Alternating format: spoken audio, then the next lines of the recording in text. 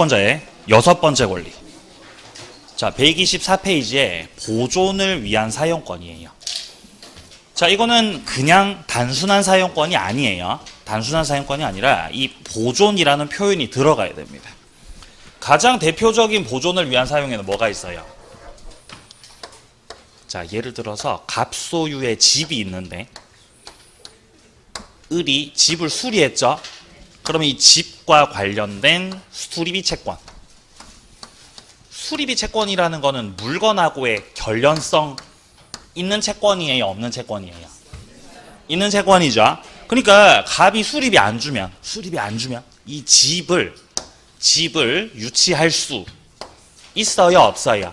할 수 있어요. 유치권 주장할 수 있어요. 이때 유치권자가 집을 유치하면서 보존을 위한 사용해도 돼요? 보존을 위한 사용할 때는 갑으로부터 승낙을 받아야 돼요? 승낙 없이도 돼요? 승낙 없이도 되죠? 예를 들면 뭐가 있어요? 보존을 위한 사용. 집에서 뭐 하는 거? 그렇죠. 거주하는 거예요. 거주하기. 이게 가장 대표적인 유치물에 대한 보존을 위한 사용이에요.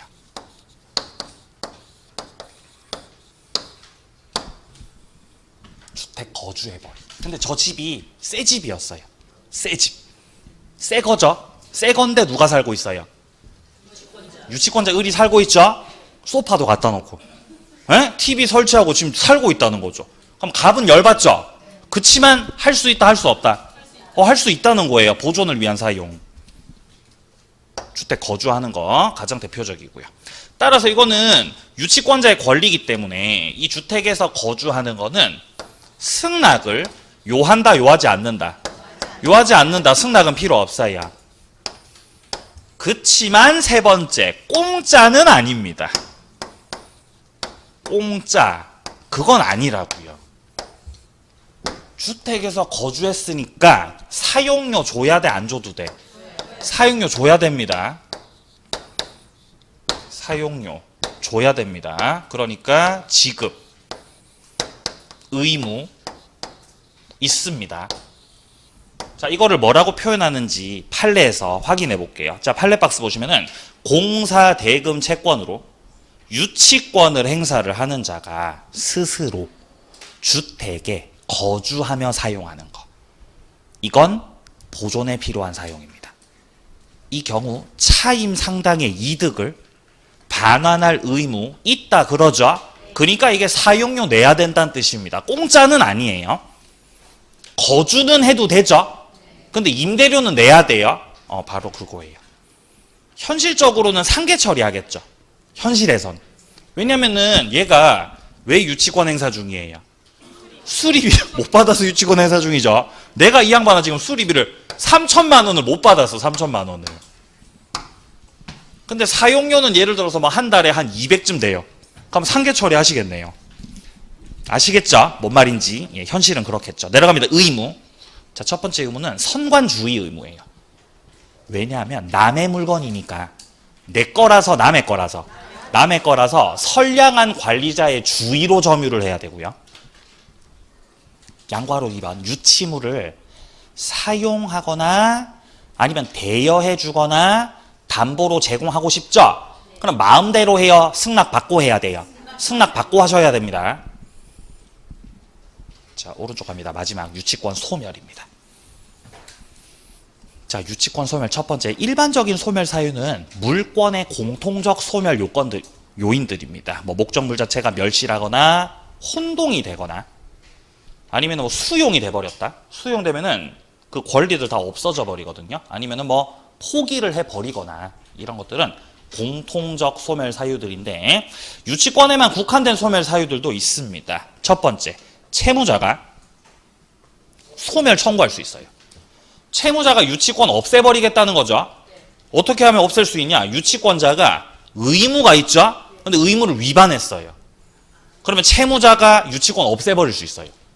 아니, 유치권자한테 어떤 의무가 있었죠? 선관주의 의무가 있죠. 또 무슨 의무가 있어요? 사용하거나 대여해 주거나 담보로 제공하고 싶다. 이런 거 하고 싶으면은 뭐 받을 의무? 승낙을 받아야 되죠. 승낙 받을 의무가 있다. 이 두 가지 의무가 있는데 의무를 지켰어요? 의무를 위반했어요? 위반했죠. 의무 위반하면은 채무자가 뭐라고 해요? 나가. 소멸 청구한다는 거예요. 그럼 유치권이 소멸합니까? 소멸해요. 의무를 위반해서 소멸한 거죠? 그죠? 아니에요. 소멸 청구 당해서 소멸한 거예요. 시험에 출제된 적 있어요. 유치권자가 의무를 위반하면 유치권은 소멸한다. 땡. 그게 아니고 의무를 위반했고 채무자로부터 뭐를 당하면 소멸 청구 당하면 소멸한다고요. 뭐 말인지 아시죠? 제 말 지금. 자, 두 번째. 피담보 채권이 소멸하면 유치권 끝납니다. 이게 부종성이에요. 이거는 담보 물권들이 다 마찬가지예요. 결국에 유치권을 주장한다는 건 그 사람이 채권을 갖고 있다는 거거든요. 채권이 있어야 담보 물권도 존속 존재할 수 있습니다. 근데 만약에 피담보 채권 자체가 없어지면 유치권이 존속해요? 유치권이 소멸해요? 소멸해버린다는 거죠. 근데 이런 말이 나옵니다. 지금 326조에서 이 유치권 행사가 채권의 소멸시효 진행에 영향을 미친다고요? 영향을 안 미친다고요? 영향을 안 미친다 그러죠 지금. 자, 이를테면요, A가 채무자고요. 자, A가 채무자고 B가 채권자예요. B가 채권자인데 왜 채권자냐면은 A한테 받을 돈이 있거든요. 받을 돈. A한테 받을 돈이 있다. 이 받을 돈을 세련되게 우리가 채권이라고 얘기하거든요. 받을 돈. 이게 B가 가진 채권이죠. A한테 받을 돈이 지금 5천만 원이에요. 5천만 원. 근데 이 채권이라는 거는 행사 안 하고 가만히 냅두면 없어지죠? 그런 걸 뭐라 그래요? 소멸시효. 소멸시효가 진행해요? 진행 안 해요? 진행해요. 원래 그런 거예요. 채권이라는 건. 진행합니다. 몇 년 방치하면 없어지죠? 10년 방치하면 없어집니다. 그러니까 소멸시효를 잘 관리하셔야 돼요. 그죠? 그리고 딱 채권을 들고 있다가 나중에 A가 결혼하겠죠? 그럼 결혼식장에 들이닥쳐서 이제 어떻게 하면 돼요? 예? 축의금 집행하시면 돼요. 가능해요. 법적으로. 아시겠어요? A가 상을 당했어요. 그럼 어디로 쳐들어가요? 그건 너무한 것 죄송합니다. 자, 그래서 받을 돈이 있다는 거죠. B가 지금 A한테 받을 돈이. 그러면 이 채권을 가만히 방치하면 없어지죠? 없어지니까 소멸시효를 진행하고 있는 소멸시효를 중단시킬 필요가 있어요. 어떻게 중단시켜요? 돈 줘. 라고 뭐 해야 되죠? 청구해야 돼요. 이거 하죠? 이거 하시면 진행되고 있었던 소멸시효가 뭐가 되죠? 중단이 돼요. 그래서 10년에 한 번씩 하면 불안하니까 9년에 한 번씩 청구해야 된다는 거예요. 그래야 이렇게 중단시킵니다. 그죠? 자, 그런데 갑이 가지고 있는 건물에 대해서 을이 공사했거든요. 그럼 을에게는 공사비 채권이 있는 거거든요. 공사비 채권. 근데 공사비를 안 주니까 갑 소유 건물에다가 을이 지금 유치권 행사 중입니다. 유치권 행사 중. 그러면 유치권을 행사하는 중이니까 을이 가지고 있는 공사비 채권 있죠? 이 채권의 소멸시효. 소멸시효가 진행이 돼요? 중단이에요? 진행이다 중단이다? 진행이라는 거예요. 맞아요. 중단 안 됩니까? 중단 안 돼요. 을은 지금 권리 행사하고 있어요? 안 하고 있어요? 권리 행사 하고 있죠? 무슨 권리 행사하고 있어요? 요거 행사하고 있죠? 그러니까 중단되는 거 아닙니까? 그거 아니라고요. 왜냐하면 지금 우리 민법 326조에서 유치권 행사가 채권 소멸시효 진행하고 영향이 없다 그러잖아요. 그러니까 유치권 행사하는 거하고 채권 소멸시효가 진행하는 거하고 별개라는 말이거든요. 그러니까 소멸시효는 소멸시효대로 진행할 거라는 뜻이에요. 뭐를 행사 중이라도. 유치권 행사 중이라도 진행한다는 거예요. 그러니까 얘는 나 지금 유치권 행사 중이니까 나 권리 행사 중이니까 가만히 냅둬도 되겠지 라고 하면서 10년 방치했죠. 그럼 채권 없어져요. 그럼 유치권 어떻게 돼요? 소멸해서 끝나버린다고요. 그러니까 어떻게 하셔야 돼요? 청구하셔야 돼요. 9년에 한 번씩. 그죠? 9년에 한 번씩 청구를 해줘야, 이걸 해줘야 소멸시효가 뭐가 돼요? 중단이 돼요. 아니 근데 유치권 행사 중이라는 건 권리 행사니까 소멸시효 중단시켜주면 안 되는 겁니까? 아니 그게 아니라는 거죠. 왜냐면 유치권 행사는요, 유치권을 행사한다는 거는 그냥 소극적으로, 이건 소극적인 거예요. 소극적으로 기다리는 거예요. 기다리는 것. 소멸시효를, 채권의 소멸시효를 중단시키려면 적극적인 청구가 있어야 돼요. 적극적인 뭐가 있어야 돼요? 청구가 있어야 돼요. 채권 소멸시효를 뭐 하려면? 중단을 시키려면요. 근데 유치권 행사는 그냥 기다리는 거예요. 그래서 소멸시효를 중단시키지 못해요. 유치권 가지고는요. 청구를 하셔야 됩니다. 자, 내려갑니다. 세 번째. 채무자가 담보 제공할 수 있어요. 유치권 풀어달라고 다른 담보물 가져왔죠? 그래서 유치권자가 받아주면 유치권 끝납니다. 다른 담보를 받았으니까. 자, 그리고 네 번째입니다. 유치권은 결국 점유가 생명줄이기 때문에 점유가 상실이 되죠? 유치권 끝나죠, 그러면. 자, 동그라미 1번 단락. 점유라는 게 유치권의 존속 요건이기 때문에 점유가 상실이 되면 유치권도 소멸한다. 그러나 2번. 점유 침탈을 당했으니까 유치권자가 점유물 반환 청구권 행사를 한다는 거죠. 이게 민법 제204조에 있습니다. 점유물 반환 청구는 언제 행사할 수 있어요? 침탈이 있을 때. 누구에게는 행사 못하죠? 누구에게는 행사 못하죠? 예. 기억 안 나죠? 기억 안 나죠. 선의의 특별승계. 자, 갔다 와보죠. 자, 이게 어디에 나오는 거냐면은 우리 책 80페이지에 나옵니다. 자, 책을 80페이지를 와보세요. 한 번 더 기억을 환기시킵니다. 80페이지. 자, 보시면 지금 80페이지에 위쪽에 점유물 반환 청구라고 돼 있죠? 여기서 204조 들여다보세요. 204조. 이란 점유자가 뭐를 당하면? 침탈을 당하면 반환 청구권 행사할 수 있죠? 이걸 유치권자가 이거 가지고 행사한다는 거예요. 내 유치권 침탈 당했으니까. 자, 그러나 이 점유물 반환 청구는 2항 내려갑니다. 침탈자의 선의의 특별 승계인에 대하여는 행사를 못한다는 거죠. 악의의 승계인한테는 행사 가능하죠? 선의의 승계인한테 행사 못하고요. 그리고 3항에서 말하듯이 제척기간 1년입니다. 그죠? 침탈 당한 날로부터 1년. 자, 잠깐 확인했고요. 자, 여기까지 유치권 마무리가 됩니다. 자, 이제 우리는 저당권으로 갑니다. 자, 페이지 126페이지입니다. 126페이지 저당권. 저당권이 물권의 꽃이에요. 물권의 꽃. 여기서 세 문제 나와요. 세 문제. 네 문제 나올 때도 있어요. 많이 나옵니다. 가장 많이 나와요, 저당권이. 왜 가장 많이 나오죠?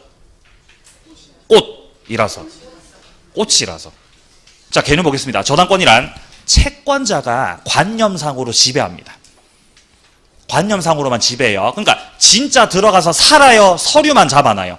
서류만 잡아놓죠? 그러고 있다가 변제가 없으면, 이거 돈 안 갚으면 경매합니다.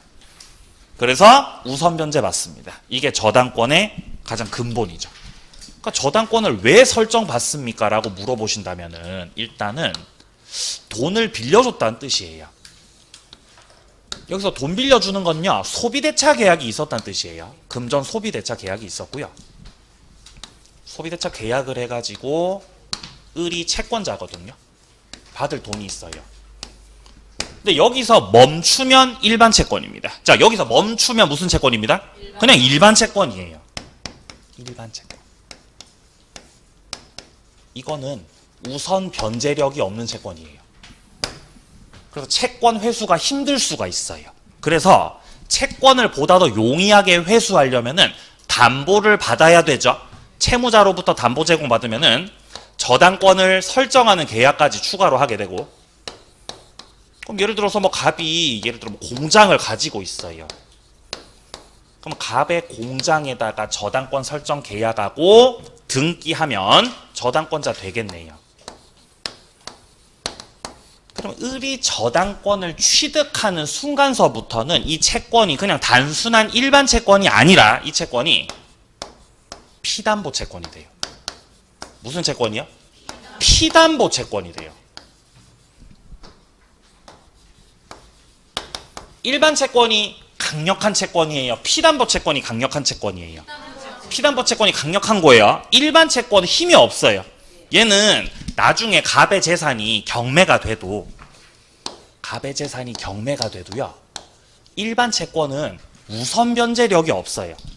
그러니까 다른 애들이 돈 다 가져가 버려요. 우선권이 없어가지고. 근데 무슨 채권은? 요거요. 피담보 채권 요거. 을이 갖고 있는 저당권 취득을 통해서 강력해진 채권이죠. 얘는 우선 변제력이 있죠. 그래서 경매되면 먼저 돈 가져가죠. 그래서 이제 담보권이 필요한 거예요. 자, 그러면 저당권이 성립되려면 일단 첫째, 채권이 존재해야 되고 거기에 따라 담보권이 존재하는 것이다. 이런 성질을 뭐라 그래요? 부종성, 주종관계. 부종성. 이때 피담보 채권이 주된 거예요? 저당권이 주된 거예요? 뭐가 주된 것이죠?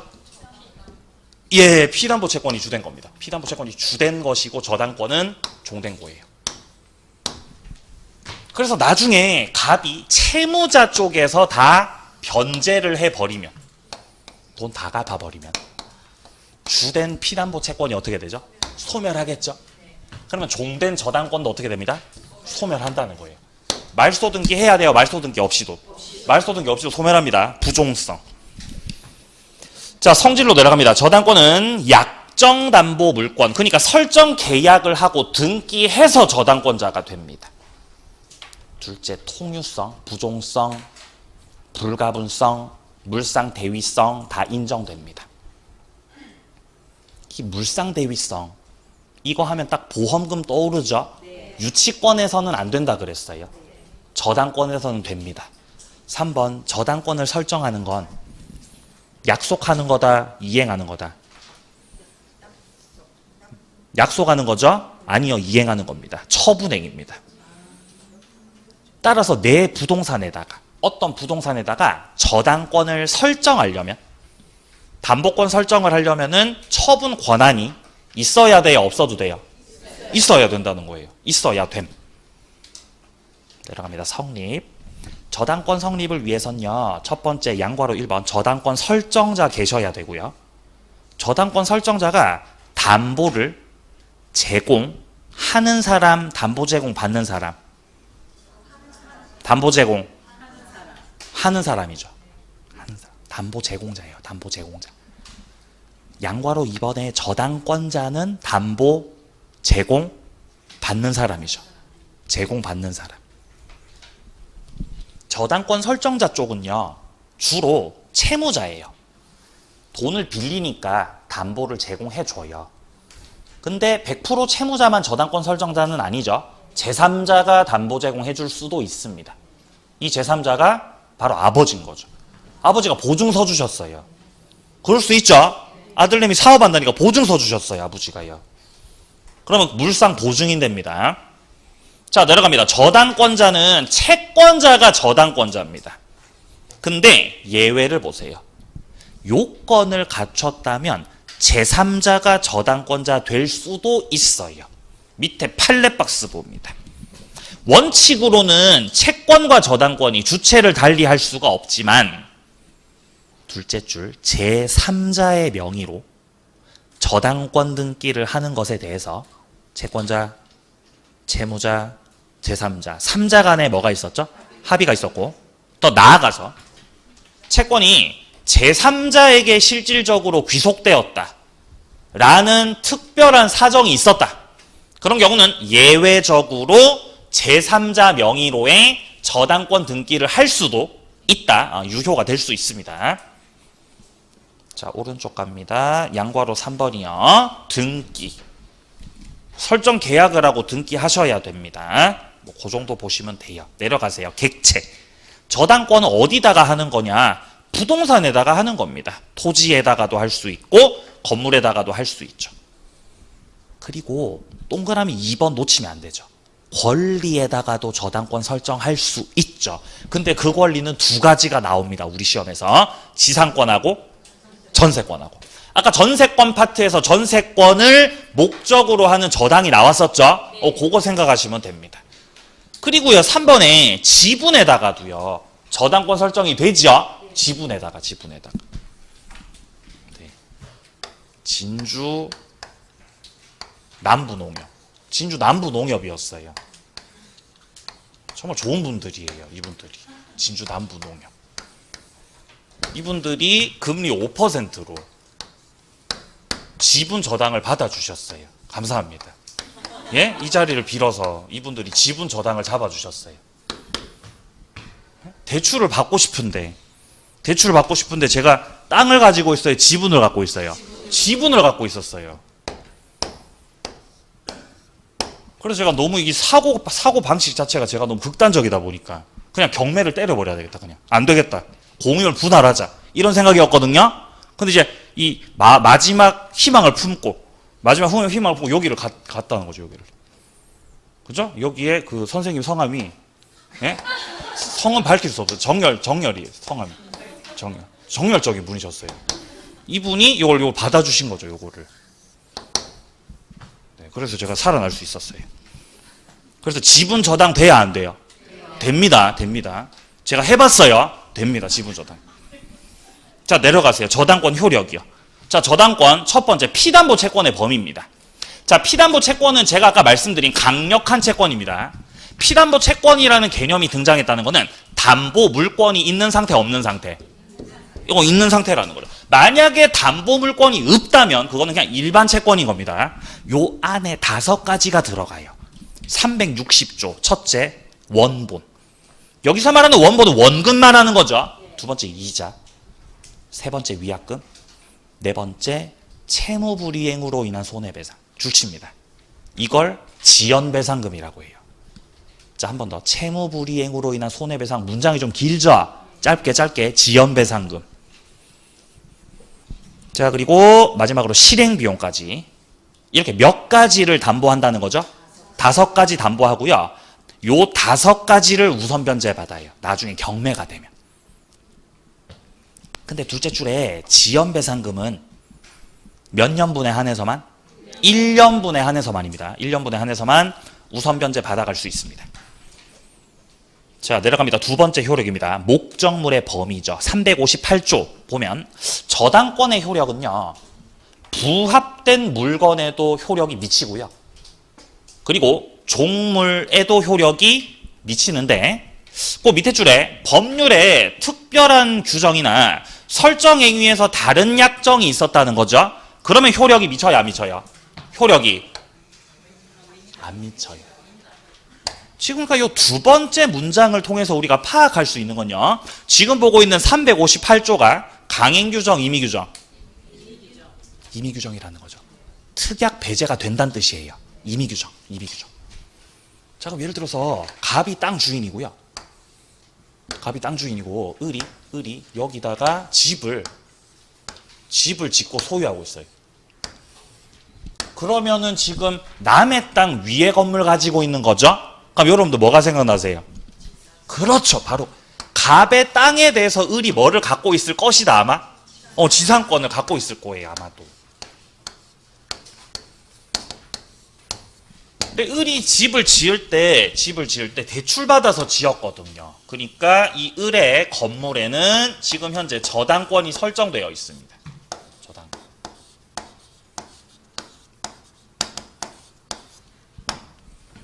그러면 저당권의 효력이 이게 지금 토지 저당이에요, 건물 저당이에요? 건물 저당이에요. 건물 저당권의 효력이 집에 미쳐요, 안 미쳐요? 미친다는 거예요. 근데 갑이 집을 증축했어요. 증축해서 넓혔죠. 그럼 이거는 부속물이에요, 부합물이에요? 합쳐지면 부합물이죠. 부합물. 그럼 이 부합물에 저당권 효력 미쳐요? 미쳐요. 물건이 한 개인 거예요, 두 개인 거예요? 한 개죠. 그죠? 돼지가 살이 찌면 돼지가 두 개가 된 거죠? 아니고 한 개잖아요. 집이 커졌죠? 두 개예요, 한 개예요? 물건이 한 개죠, 한 개. 그러니까 저당권 효력이요. 여기하고 여기에도 미쳐 안 미쳐? 여기에도 미친다는 거예요, 효력이요. 근데 의리 생각해 보니까 내가 깜빡했어. 여기다가 화장실을 넣는다는 걸 깜빡했어요. 화장실 깜빡했습니다. 그래서 화장실을 옆에 간이 화장실을 만들었어. 화장실을 마당에다가 화장실 만들었죠. 그 화장실이 마당에 있는 거예요. 그죠? 우리 그 마당에 화장실 두는 경우 있잖아요. 그죠?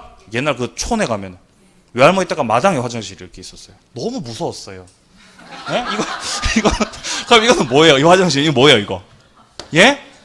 이거 종물이라는 거죠, 종물. 그럼 한 세트죠? 한 세트니까 저당권 효력이 종물에도 미쳐요, 안 미쳐요? 미친다는 거죠. 효력 다 미쳐요. 그리고 뭐도 한 세트예요? 뭐도 한 세트? 요것도 한 세트라는 거, 지상권도. 그러니까 요 집하고 부합물하고 종물하고 요 지상권과 같은 종된 권리하고 싹 다 한 세트라는 거죠. 그러니까 나중에 저 집이 경매가 되고 을이 소유하던 집이 낙찰이 되면 낙찰받는 사람은 집을 낙찰받으면서 증축된 부분도 낙찰받지요? 네. 화장실도요? 네. 얘도 화장실 가야 될 거 아니에요. 화장실도 낙찰받죠? 그럼 뭐도 낙찰받고요? 지상권도 다 낙찰을 받죠. 한 세트로 엮여서. 이제 저당권 효력이 다 미쳐서 그렇습니다. 자, 페이지 넘겨보겠습니다. 자, 일단 먼저 동그라미 1번 단락. 저당권의 효력은 부합물, 종물, 종된 권리에까지 다 미치고요. 2번 단락. 저당권 설정 당시에 부합이 된 건지 설정 후에 부합된 건지 따질 거 없죠. 돼지가 살이 쪘던 게 저당권 설정 전에 살이 찐 건지 설정되고 나서 살찐 건지 상관없다고요. 어쨌든 물건은 몇 개인 거니까, 어쨌든 한 개인 거니까 효력은 미치는 거임 안 미치는 거임? 미치는 거임. 설정 전이든 후든 상관이 없습니다. 효력은 미치는 거다. 근데 세 번째 동그라미 3번 보세요. 증축된 부분이 경매 목적물로 평가가 안 됐어요. 왜 그렇냐? 증축해놓고 변경등기 증축해놓고 이 건물주가 변경등기 해야 되죠? 했어요, 안 했어요? 안 했어요. 변경등기 안 했어요. 그런 경우 있죠, 그죠? 증축해놓고 변경등기 안 했어요. 그러니까 병이 경매 신청을 했는데 이 경매를 담당하는 공무원들은 증축된 사실을 알아요, 몰라요? 모르니까 누락이 돼버리는 거죠. 등기가 안 돼 있으니까. 그쵸? 근데 낙찰을 받았다는 거죠. 그럼 낙찰받은 사람이 누락된 부합물은 낙찰 못 받는 거죠? 그래도 받는 거라고요. 그래도 받는다는 거죠. 얘가 변경등기가 안 되어 있더라도 경매 절차에서 누락이 되었다라고 하더라도 저당권 효력은 부합물에 효력이 미친다 안 미친다? 분명히 미치는 겁니다. 물건이 한 개인 것이기 때문에 서류상 누락돼도 효력은 미쳐요. 지금 현재 둘째 줄, 판례박스 둘째 줄 보세요. 기존 건물에 대한 근저당권은 민법 제358조에 의해서 부합된 그 증축 부분에도 효력이 미치는 거기 때문에 기존 건물의 경매 절차에서요. 경매 목적물로 평가됐어요? 평가되지 못했어요? 평가되지 못했어요. 왜 평가되지 못했어요? 변경 등기가 안 돼서 누락이 돼버린 거예요. 그래도 경락받는 사람은 부합된 그 부분까지의 소유권 다 취득을 한다는 거죠. 물건은 결국 한 개이기 때문입니다. 자, 그리고 아까 우리 조문에서 확인했지만 강행 규정이라고요? 임의 규정이라고요? 임의 규정입니다. 효력이 미치지 않도록 특약을 할 수도 있어요. 자, 그럼 우리 토지 저당을 생각해 봅시다. 토지가 갑거예요. 자, 그런데 갑소유 토지에 을이 저당을 잡고 있어요. 그러면 저당권의 효력은 부합물에도 미치니까 안 미치니까? 미치니까. 갑이 갖고 있는 토지 위에 건물이 있어요.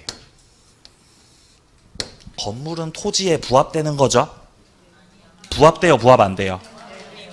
부합 안 되죠? 따라서 토지 저당권 효력 건물에 미친다, 안 미친다? 안 미치죠. 그리고 토지 위에 있는 것 중에서 부합 안 되는 것도 뭐 있었어요? 네? 농작물이요. 농작물 토지에 부합 안 되죠? 저당권 효력 미쳐요, 안 미쳐요? 안 미쳐요. 만약에 부합물이면 미치겠죠? 따라서 부합물은 뭐가 있었어요? 수목이요. 토지 위에 있는 것들 중에서 토지하고 합쳐지는 건 수목밖에 없었어요, 우리 시험에서. 그쵸? 따라서 수목은 부합물이잖아요. 저당권 효력이 미쳐, 안 미쳐? 미쳐요. 미쳐요. 그러니까 이거 세 개밖에 안 나오잖아요, 민법에서. 건물, 농작물, 수목 세 가지요. 11월 달부터 지금까지 항상 세 개였어요. 11월 달부터 지금까지, 그죠? 건물은 절대로 부합하지 않아요.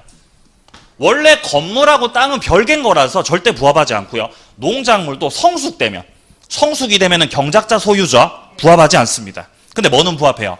수목은 부합해버린다고요.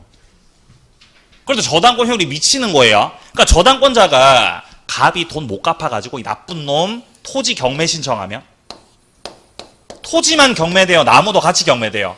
나무 다 같이 경매돼 버리는 거라고요. 물론 부합하지 않을 수도 있죠. 나무가 부합하지 않을 수도 있죠. 어떻게 하면 부합이 안 돼요? 임목 등기하거나 명인 방법 갖추면 그럼 부합이 안 될 수도 있죠. 근데 그런 표현 없으면 부합이 되거든요. 효력 미치죠. 이렇게 같이 경매되고. 근데 이때 갑이 땅 대출 받으러 갔을 때 갑이 그러는 거예요. 이 나무를 보니까 이 나무에 증조 할아버지가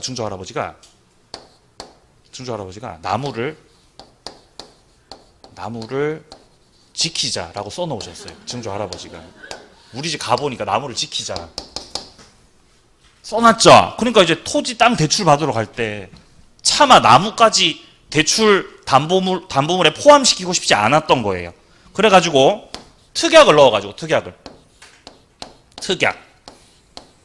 저당권 효력이 나무에는 미치는 걸로 안 미치는 걸로? 안 미치는 걸로. 어디에 안 미치는 걸로? 수목에. 수목에는 효력이 미치지 않는다. 수목에는 효력 없다. 라고 특약 넣었죠. 그러면은 저당권 효력이 나무에 안 미칩니까? 왜 안 미치죠? 임의규정이라서. 맞아, 임의규정이라서. 358조가 임의규정이죠. 특약을 집어 넣으면은 효력이 안 미치게끔 배제시킬 수 있는 거죠. 그게 가능하다는 거예요, 그게요. 그럼 이제 여기 효력 안 미치게 특약을 집어 넣어가지고. 그럼 나중에 경매 신청하죠, 경매 신청. 그럼 나무 같이 경매돼요, 땅만 경매돼요? 땅만 경매되는 거예요, 그렇게 되면요. 양과로 3번 내려갑니다. 종된 권리들입니다. 이것들은 전부 다 토지를 사용하는 것들이고요. 동그라미 1번 단락 지상권, 토지 임차권, 토지 전세권, 그리고 만약에 집합건물이라고 한다면 대지 사용권이라는 개념이 있죠. 여기에도 효력이 다 미칩니다. 그러니까 동그라미 2번 단락처럼 저당 부동산이 경매로 매각이 되면요, 경락받는 사람이 부합물뿐 아니라 종물뿐 아니라 이런 종된 권리도 같이 경락받는다라는 말을 하고 있는 거예요. 그럼 낙찰자가 지상권을 취득할 때요, 등기를 지상권자로 등기를 해야 취득해요, 등기 없이도 취득해요? 등기 없이도 취득하죠. 경매니까요. 자, 그래가지고요, 지금 첫째 줄에 이런 말 나오죠. 판례박스입니다. 지금 건물의 저당 효력은 그 건물의 종된 권리인 지상권에도 미침으로, 건물의 저당권이 실행돼서 경락받는 사람이 건물 소유권 취득하셨네요. 그러면 건물을 취득하시면서 모두 같이 취득한다고요? 지상권도 같이 취득한다고요. 등기를 해야 등기 없이도 취득을 해 버린다는 거예요. 내려갑니다. 과실이요. 과실. 여기서 특히 등장하는 과실은요. 법정 과실 중에서도 임대료를 생각하시면 됩니다. 임대료. 갑이 상가를 갖고 있죠. 상가를. 근데 상가에 저당이 있는 거죠. 저당이. 그죠? 경남은행이에요. 경남은행 아주 나쁜 놈들이에요. 얘네들이 지금 금리를 젠장 6%를 받고 있어. 6%를 나쁜 놈들이. 변동금리요. 나쁜 놈들이죠. 이렇게 제가 얘기를 했거든요. 작년에. 근데 경남은행 지점장이 계셨던 거예요. 그래서 그분이 갑자기 저 담임편에 따라오셔가지고 왜 경남은행을 그렇게 싫어하시냐고. 자기 명함을 이렇게 주시더라고. 진짜 싫어해. 그래서 제가 이 얘기를 했죠. 6%라서 싫다고. 그래서 제가 낮춰준다고 하더라고요. 내 낮춰주겠다고. 그래서 제가 서류 다 보냈어요. 근데 안 되더라고요. 말로만. 말로만 해준다고. 말로만. 안 된다고. 자, 어쨌든 1순위 저당권 설정돼 있는 거죠. 자, 요 상태에서 여기에 이제 상가니까 여기 이제 임차인이 들어오는 거예요. 임차인이. 이렇게. 그럼 갑의 입장에서 생각하면 내가 지금 상가를 갖고 있죠. 상가를 갖고 있으니까 이 상가의 뭐가 있어요? 과실이 있죠. 이 과실이 뭐라고 여러분들? 임대료죠. 임대료. 세입자로부터 임대료를 받잖아요. 그죠? 완전 달콤하죠. 임대료가. 예? 임대료가 달콤하잖아요. 이게 과실이죠. 과실. 근데 여기에 이 저당권의 효력이 미친다고요? 안 미친다고요? 효력이. 만약에 미치면 경남은행에서 내려와가지고 야 임대료 갖고 와. 임대료 갖고 와. 이렇게 한다고. 경남은행에서. 그럼 제가 미쳐버리는 거죠. 그러면. 아니 지금 임대료가 들어오면 거기서 젠장 내가 이게 이자를 내야 될 거 아니야. 이자를 이렇게. 구조가 이렇게 돼 있잖아요. 지금 구조 이렇게 돼 있는 거죠. 이자가 한 달에 젠장 한 250 나가는데 임대료는 뭐 한 180 뭐 이렇게 들어오는 거죠. 망했네요. 그죠? 예, 투자를 잘못하셨네요. 어쨌든 이거라도 받아야 젠장이 이자라도 낼 거 아니에요. 이렇게. 근데 은행에서 와가지고 야 이거 우리 가져갈게 라고 하면은 이 말이 안 되는 거죠. 그러니까 원칙상 저당권의 효력은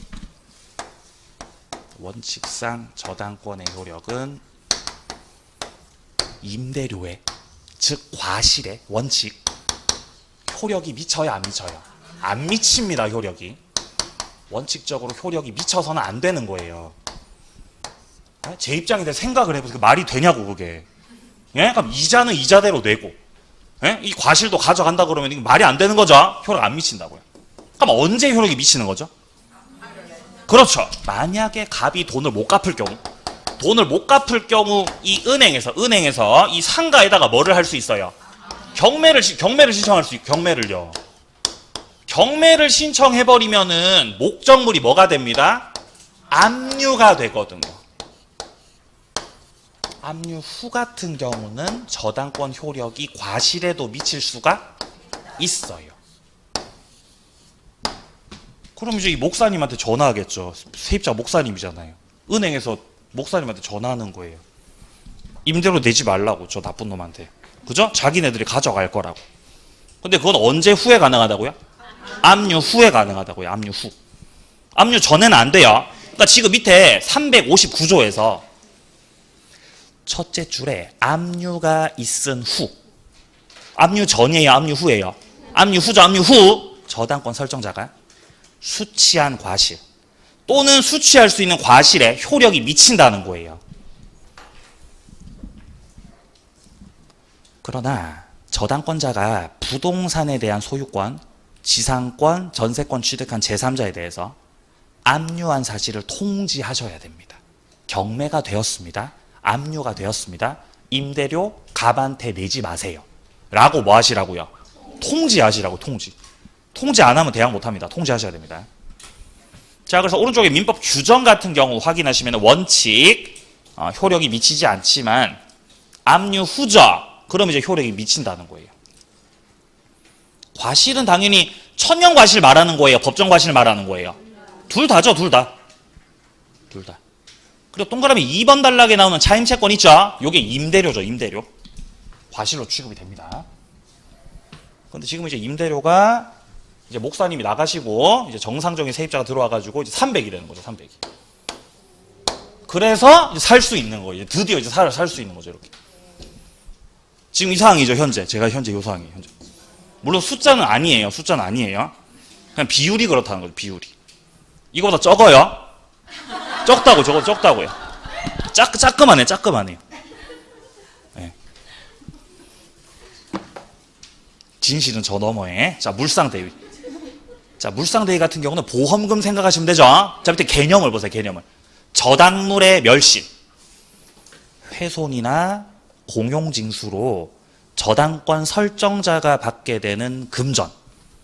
이런 가치 변형금에 저당권 효력이 미치는 걸 물상대위라고 하는데요. 밑에 양괄호 2번의 객체 보세요. 자, 첫 번째는요. 화재로 멸실됐죠. 그러면 보험금이 나와요. 보험금이. 2번 땅이 수용됐죠. 그럼 보상금 나와요. 셋째, 제3자가 불을 질렀어요. 방화범이죠. 방화범. 그럼 제3자가 우리 상가에 불 질렀으니까 우리는 제3자를 상대로 손해배상 청구할 수 있겠죠. 그 손해배상금도 가치변형금이죠. 네 번째, 이게 아까 우리 전세권에서 했던 거죠. 전세권을 목적으로 저당권 설정됐을 때 전세금 반환 채권이요. 처음에는 전세권을 담보 잡고 있었죠. 근데 전세권이 끝나니까 이제 전세금 채권을 압류해서 돈 가져간다 그랬습니다. 이런 것도 전부 다 가치 변형금들입니다. 자, 이런 것들을 가져가려면, 이런 돈들을 가져가려면 저당권자가 빠르게 뭐를 하셔야 되죠? 압류를 하셔야 됩니다. 그러니까 저당권자의 압류가 필수적으로 요구되는 게 과실하고 물상대위예요. 첫 번째가 뭐라고요? 과실하고, 그 다음에 물상대위. 여기는 압류를 꼭 들어가야 됩니다. 압류를 왜 해야 되냐? 동그라미 2번 단락. 특정성 유지를 위해서예요. 돈이라는 게 다 섞여버리면 특정이 안 되거든요. 그러니까 섞이지 않도록 특정시키는 거예요. 침발라 놓는 거죠. 그죠? 침발라 놓는 거죠. 침발라.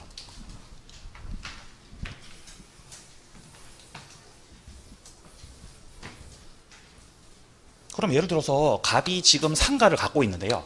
상가.